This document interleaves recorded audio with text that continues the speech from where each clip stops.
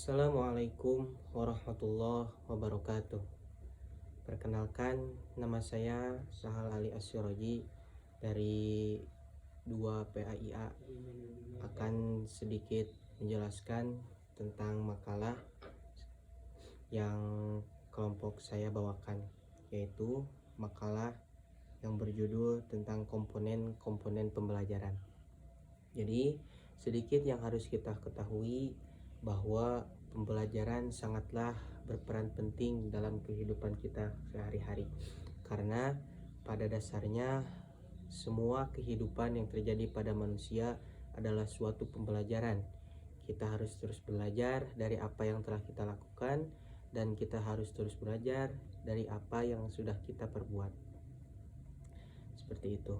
Oleh karena itu, dengan judul yang saya bawakan ini, ada beberapa poin yang harus dijelaskan atau dibahas. Yang pertama, apa yang dimaksud dengan pengertian pembelajaran. Yang kedua, apa saja tujuan-tujuan pembelajaran. Dan yang ketiga adalah apa media, strategi, dan metode dalam suatu pembelajaran. Baik, untuk mempersingkat waktu, bahasan pertama yang saya akan bahas yaitu tentang apa yang dimaksud dengan suatu pembelajaran atau apa pengertian dari pembelajaran. Pembelajaran adalah suatu sistem yang sangat kompleks. Maksudnya, kompleks itu luas. Dalam artian, sebuah pembelajaran adalah keseluruhan. Jadi sebuah keseluruhan yang mana keseluruhan tersebut terdiri atas komponen-komponen yang saling terhubung antara satu komponen dengan komponen yang lainnya, yang mana komponen-komponen tersebut berinteraksi satu sama lain atau terhubung satu sama lain untuk mencapai suatu tujuan, yang mana tujuan tersebut telah ditetapkan sebelumnya. Seperti kita sedang melakukan pembelajaran di suatu lembaga pendidikan seperti SD, SMP, atau perguruan tinggi. Nah, pembelajaran pada lembaga tersebut, proses pembelajaran dalam suatu lembaga tersebut pasti terdiri dari komponen-komponen. Apa komponennya? Yaitu sang pengajar dan peserta didik. Pengajar dan peserta didik. Komponen peserta didik dan komponen pengajar melakukan sebuah interaksi atau sebuah hubungan, yang mana dengan interaksi tersebut sang pengajar dan sang pendidik akan melakukan suatu proses untuk mencapai satu tujuan yang telah disepakati oleh dua komponen tersebut, yaitu pengajar dan peserta didik. Apa tujuan yang dituju dan disepakati sebelumnya oleh kedua komponen tersebut? Yaitu menghasilkan tujuan-tujuan pembelajaran. Misalnya, ingin mendapatkan ilmu yang mumpuni dalam bidang sains atau dalam bidang agama. Nah, tujuan tersebut tujuan atau target tersebut adalah suatu tujuan akhir, hasil akhir dari suatu pembelajaran. Jadi, adanya suatu pembelajaran adalah untuk menjadi sebuah proses terlaksana atau tercapainya sebuah tujuan. Nah, kurang lebih seperti itu pengertian dari sebuah pembelajaran. Untuk poin kedua, yaitu tujuan-tujuan pembelajaran, yang mana tujuan-tujuan ini seperti yang tadi saya telah sampaikan, tujuan ini telah disepakati oleh beberapa komponen yang terlibat dalam suatu pembelajaran. Tujuan-tujuan pembelajaran diantara lain yaitu yang pertama ada tujuan pendidikan nasional berdasarkan Undang-Undang Nomor 20 Tahun 2003. Yang pertama ada tujuan nasional, tujuan yang bersifat general, lebih umum, atau bersifat nasional, umum secara rakyat bangsa Indonesia. Yang mana dalam undang-undang ini disebutkan tentang sistem pendidikan nasional. Apa tujuan dari pendidikan atau pembelajaran nasional? Yaitu untuk seutuhnya mencerdaskan dan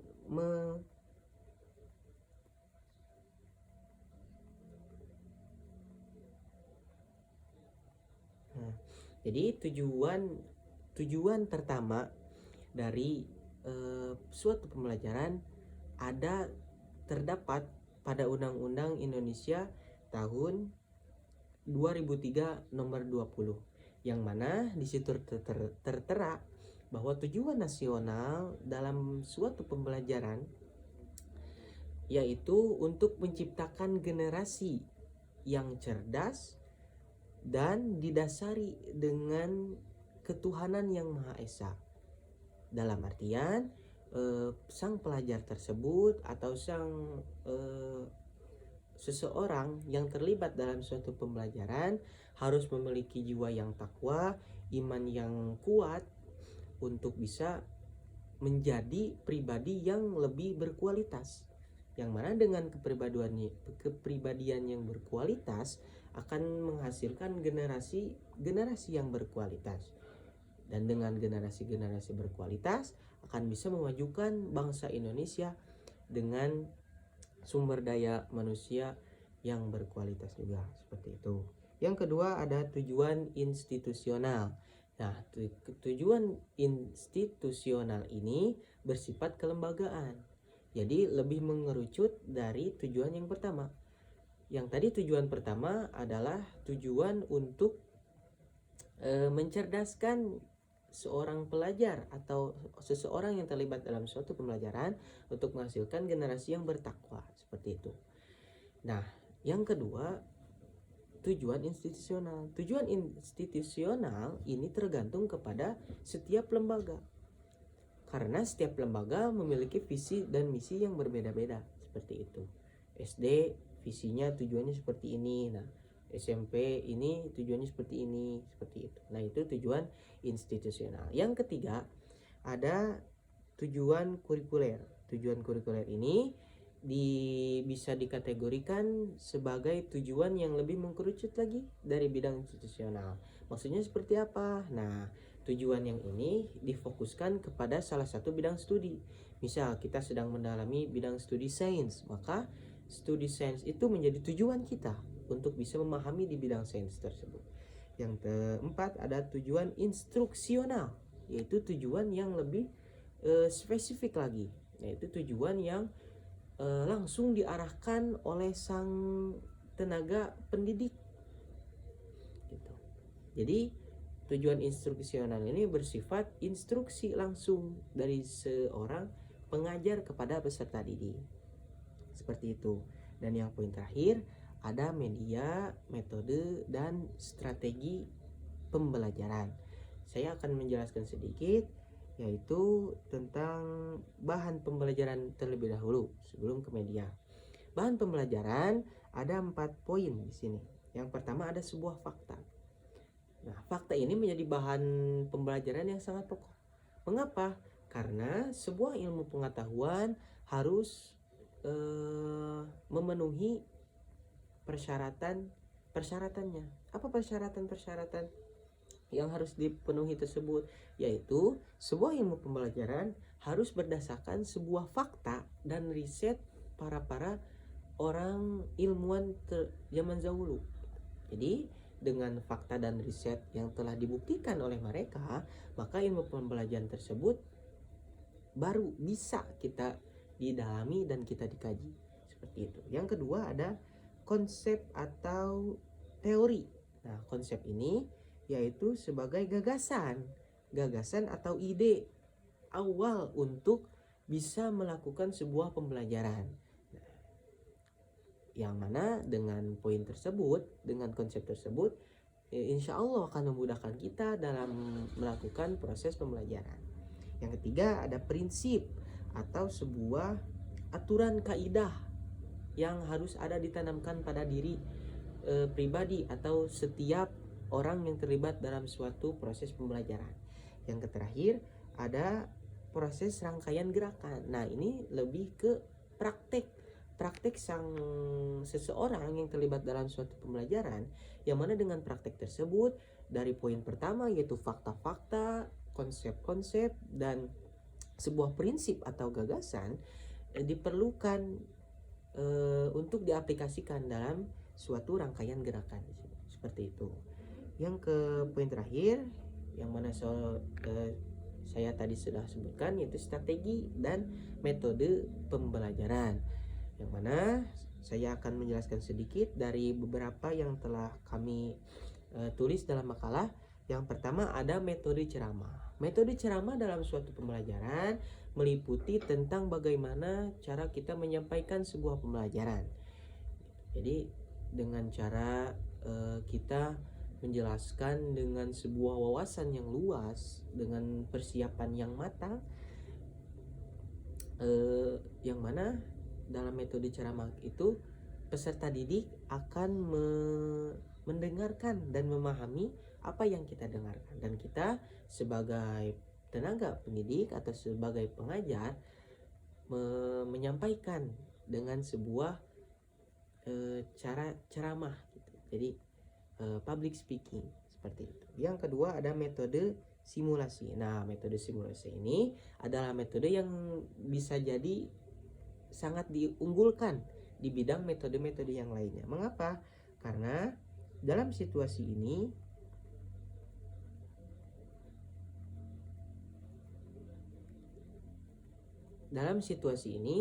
metode ini lebih menggunakan media-media pembelajaran seperti media visual, yaitu sebuah contoh atau praktik langsung dalam pembelajaran suatu materi, yang mana dengan praktik atau sebuah contoh langsung atau bahan media visualnya sudah ada, akan lebih memudahkan peserta didik untuk memahami apa yang kita sampaikan. Nah, itu metode simulasi. Jadi ada media visual seperti itu yang lebih memudahkan kita atau peserta didik memahami apa yang kita sampaikan. Dan metode terakhir ada metode diskusi. Nah, metode diskusi ini adalah metode di mana kita sebagai tenaga pendidik atau sebagai pengajar lebih sering mengadakan komunikasi antar kita dan sang peserta didik, yang mana dengan seringnya terjadi komunikasi dalam suatu proses pembelajaran akan memudahkan terciptanya sebuah pemahaman dalam suatu materi yang kita berikan. Jadi misal seorang guru menyampaikan sebuah materi. Nah, setelah menyampaikan sebuah materi tersebut, guru tersebut mengadakan suatu kuis atau tanya jawab antar guru dan muridnya. Setelah adanya tanya jawab seperti itu, murid yang menjawab soal dari seorang guru harus bisa mengajukan sanggahan atau saran atau misal tambahan jawaban untuk menjadikan proses tanya jawab menjadi sebuah diskusi antara sang pengajar dan pendidik. Alhasil dengan adanya diskusi tersebut memudahkan adanya suatu pemahaman dalam suatu proses pembelajaran seperti itu. Jadi dapat kita simpulkan dari ketiga bahasan yang saya sampaikan bahwa suatu pembelajaran adalah suatu keseluruhan dari beberapa komponen yang terlibat, yang mana komponen-komponen tersebut saling berinteraksi satu sama lain, berhubungan untuk mencapai satu tujuan, yang mana tujuan tersebut telah ditetapkan sebelumnya oleh beberapa komponen tersebut. Nah, yang mana pembelajaran tersebut pasti memerlukan beberapa aspek. Yang pertama, tujuan. Yang kedua, media. Yang ketiga, bahan pembelajaran. Yang keempat, strategi dan metode pembelajaran. Seperti itu, kurang lebihnya mohon dimaafkan. Saya Sahal Ali Asyiroji meminta maaf sebesar-besarnya kepada dosen pengampu. Saya kira cukup seperti itu. Saya sudahi, akhirul kalam. Wassalamualaikum warahmatullahi wabarakatuh.